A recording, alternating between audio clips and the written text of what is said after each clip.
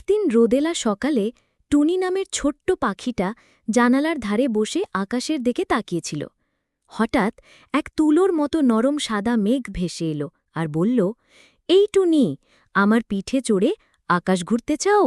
টুনি আনন্দে কিচিরমিচির করে উঠল আর ঝটপট মেঘের পিঠে উঠে পড়ল। ওরা উড়ে গেল রামধনুর পাশ দিয়ে। ওড়ানো ঘুড়িগুলোকে হাত নেড়ে অভিবাদন করল, এমনকি হাসি মুখে সূর্য মামাকেও দেখল। আরও কিছুক্ষণ পর তারা পৌঁছে গেল মেঘরাজ্যে, যেখানে সব মেঘ ঘুরছে হেলিকপ্টারের মতো। মেঘরাজা টুনির দিকে তাকিয়ে হেসে বলল, এই ছোট্ট পাখি, সাহস থাকলে মেঘ রেসে নামো। টুনি একটুও ভয় না পেয়ে ডানা মেলে দিল। সে উড়তে লাগল বিজয়ের গানে, হাসতে হাসতে গাইতে গাইতে। রোদ আর মেঘের মাঝে জুড়ে দিল উল্লাসের রেখা। শেষে সবাই খুশিতে হাততালি দিয়ে চিৎকার করল, টুনি, তুমি ছোট ঠিকই, কিন্তু হৃদয়টা বিশাল।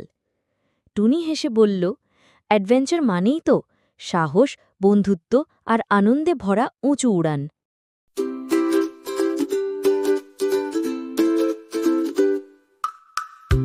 ছোট্ট পাখি মেঘের পিঠে চলে রামধনু দেখে খুশি, সূর্য মামা হাসে দেখে তার খেলা, মেঘের রাজ্যে টুনি করে মেলা।